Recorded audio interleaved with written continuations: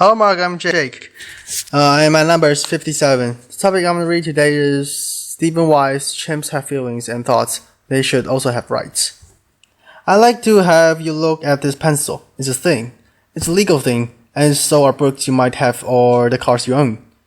They're all legal things. The great apes that you'll see behind me, they are legal things.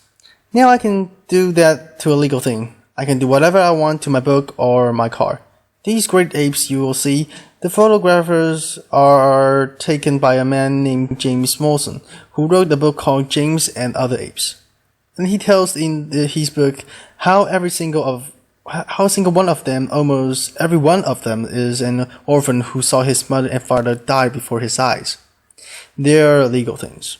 So for centuries, there's been a great legal wall that separates legal things from legal person. On one hand, legal things are invisible to judges. They don't count in law. They don't have any legal rights. They don't have a capacity for legal rights. They are the slaves. On the other side of that legal wall are the legal persons. Legal persons are very visible to judges. They count in law. They may have many rights. They have the capacity for an infinite number of rights. And they're the master. Right now, all non-human animals are legal things. All human beings are legal persons. But being human and being a legal person has never been and is not today synonymously with a legal person. Humans or legal persons are not synonymous. On the one side, there have been many human beings over the century who have been legal things. Slaves were legal things. Women, children were sometimes legal things. Indeed, a great deal of civil rights struggle over the last centuries has been a punch hole through that wall and began to fed these human things through the wall and have them become legal person. But alas, that hole has closed up. Now, on the other side are legal person. But they have never only been limited to a human being. They are, for example, there are many legal persons who are not even alive.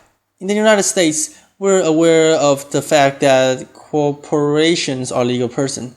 In pre-independence India, a court held that a Hindu idol was a legal person. A mosque was the legal person. In 2000, in India, Supreme Court held that the holy books of Sikh religion was a legal person. And in 2012, just recently, there was a treaty between the indigenous peoples of New Zealand and the Crows, in which it was agreed that a river was a legal person who owned its own riverbed. Now, I read Peter Sinner's book in 1980 when I had a full head of Irish brown hair, and indeed I was moved by it. Because I had become a lawyer, because I want to speak for the voiceless, defend the defenseless, and I never realized how voiceless and defenseless the billions of non-human animals are. And I began to work as an animal protection lawyer. And by 1985, I realized that I was trying to accomplish something that was literally impossible. The reason being that all of my clients, all the animals whose interest I was trying to defend, were legal things. They were invisible. It was not going to work. So I decided that the only thing that was going to work was at least some of them, had to be moved through a hole that we could open again in that wall and begin feeding the appropriate non-human animals through that wall onto the other side of being legal person. Now, at that time, there was very little known about or spoken about truly animal rights, about the idea of having legal personhood or legal rights for a non-human animal. And I knew it was going to take a long time. And so in 1985, I figured that it would take about 30 years before we'd be able to even begin a strategic litigation, long-term campaign in order to be able to punch another hole through that wall. It turned out that I was pessimistic, that it only took 28. So what we had to do in order to begin was not only to write law, review article, and teach classes, write books, but we had to then begin to get down to the nuts and bolts of how you litigate that kind of case. So one of the first thing we needed to do was figure out what a case of action was, a legal case of action. And a legal case of action is a vehicle that lawyers use to put their arguments in front of courts. It turns out there's a very interesting case that had occurred almost 250 years ago in London called Somerset versus Stewart, whereby a black slave had used the legal system and had moved from a legal thing to a legal person. I was so interested in it that I eventually wrote an entire book about it. James Somerset was an 8-year-old boy when he was kidnapped from West Africa. He survived the Middle Passage and he was sold to a Scottish businessman named Charles Stewart in Virginia. Now, 20 years later, Stewart brought James Somerset to London, and after he got there, James decided he was going to escape. And so one of the first things he did was to get himself baptized, because he wanted to get a set of godparents. Because an 18th century slave, they knew that one of the major responsibilities of godfathers was to help you escape. And so in the fall of 1771, James Somerset had to confrontation with Charles Stewart. We don't know exactly what happened, but then James dropped out of sight. And enraged Charles Stewart then hired slave catchers to canvass the city of London, find him, bring him not back to Charles Stewart, but to a ship. The Anne and Mary that was floating in London harbor, and he was chained to the deck. And the ship was to set sail for Jamaica,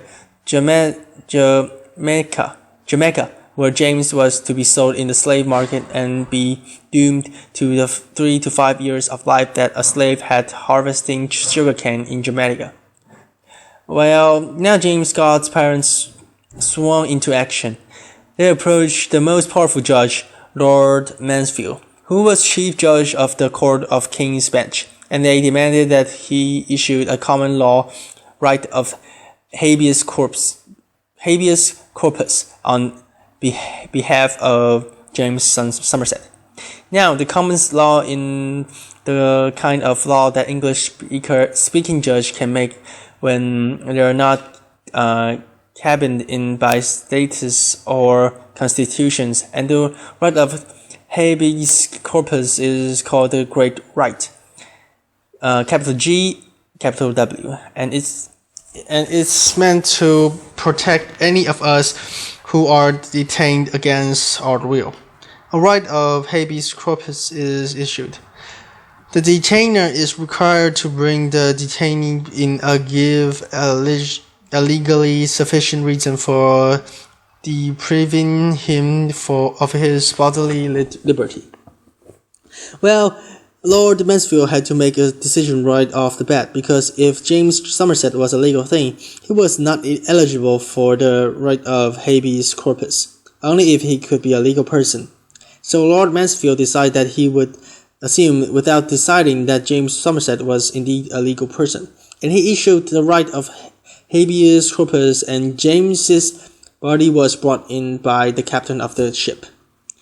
There were a series of hearings over the next 6 months. On June 22, in 1772, Lord Mansfield said that slavery was so odious, and he used the word odious, that the common law would not support it, and he was ordered James free.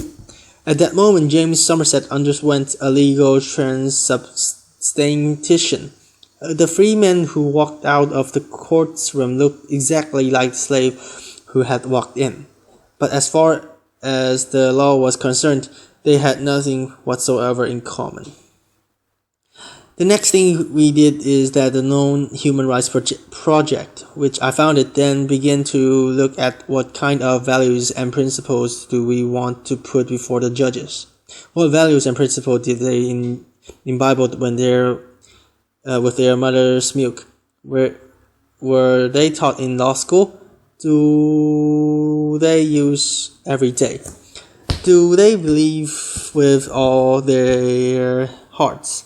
And we chose liberty and equality. Now, liberty rights is the kind of right to which you're entitled because of how you're put together. And a fundamental liberty rights protects a fundamental interest. And the supreme interest in the common law are the rights to autonomy and self-determination. So they are so powerful that in a common law country, if you go to a hospital and you refuse life-saving medical treatment, a judge will not order it forced upon you because they will respect your self-determination and your autonomy.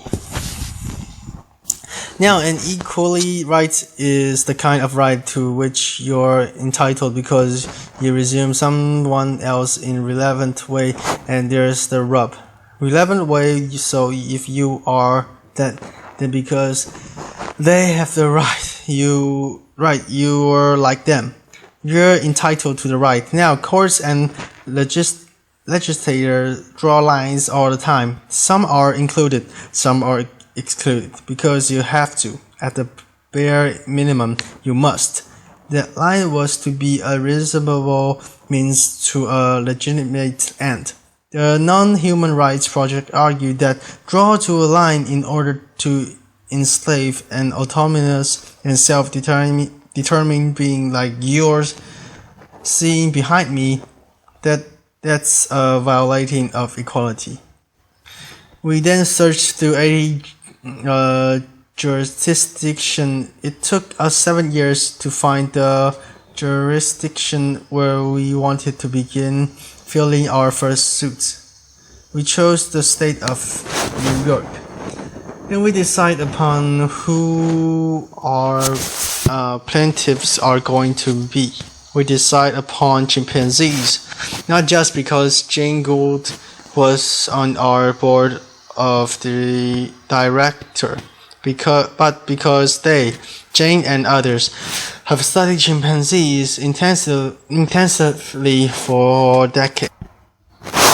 We know the extraordinary cognitive capabilities that they have, and they also resume the kind that human beings have, and so we chose chimpanzees. And we began to then canvass the world to find the experts in chimpanzees' cognition. We found them in Japan, Sweden, Germany, Scotland, England, and the United States. And among them, they wrote 100 pages of affidavits in which they set out more than 40 ways in which their complex cognitive capacity, either individually or together, all added up to autonomy and self-determination. Now, this included, for example, that they were conscious because they are also conscious that they are conscious. They know they have a mind. They know they're individuals and that they can live. They understand that they lived yesterday and they will live tomorrow. They engage in mental time travel. They remember what happened yesterday. They can anticipate tomorrow, which is why it's so terrible to imprison a chimpanzee, especially alone. It's the thing that we do to our worst criminals when we do that to a chimpanzee without even thinking about it. They have some kind of moral capacity when they play economic games with human beings. They'll spontaneously make fair offers, even when they're not required to do so. They are numerate. They understand numbers. They can do some simple math. They can engage in language or to stay out of the language wars. They are involved in intentional and referential communication in which they pay attention to the attitude of those with whom they are speaking. They have culture. They have a material culture, a social culture.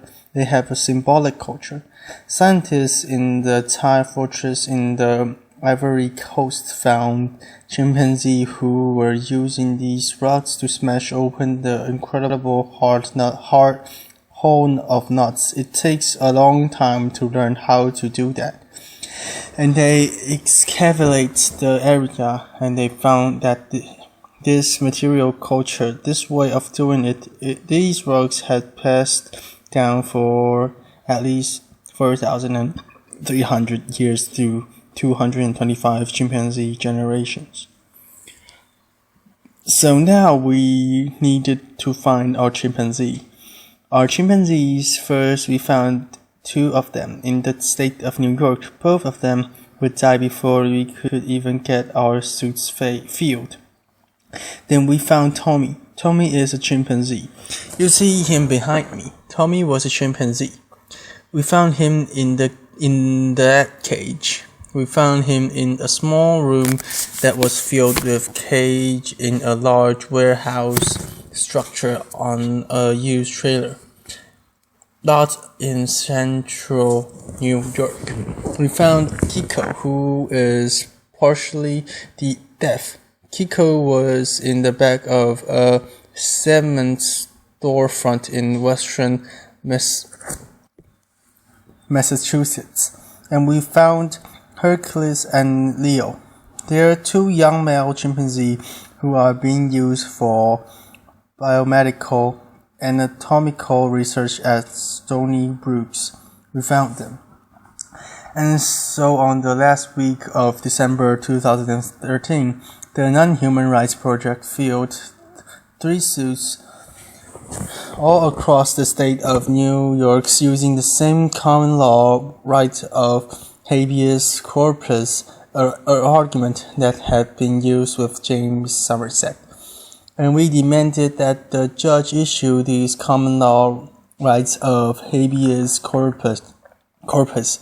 We wanted the chimpanzee out, and we wanted them brought to save the chimps. A tremendous chimpanzee sanctuary in South Florida, which involves an artifact lake with 12 or 13 islands. There are 2 or 3 arches where 2,000 chimpanzees live on each of them, and these chimpanzees would then live the life of a chimpanzee with other chimpanzees in an environment that was as close to Africa as possible. Now, all these cases are still going. We have not yet run into our Lord Mansfield. We shall. This long-term statistic litigation campaign. We shall. And to quote Winston Churchill's, the way we view our cases is that they're not the end. They're not even the beginning of the end, but they are perhaps the end of the beginning. Thank you.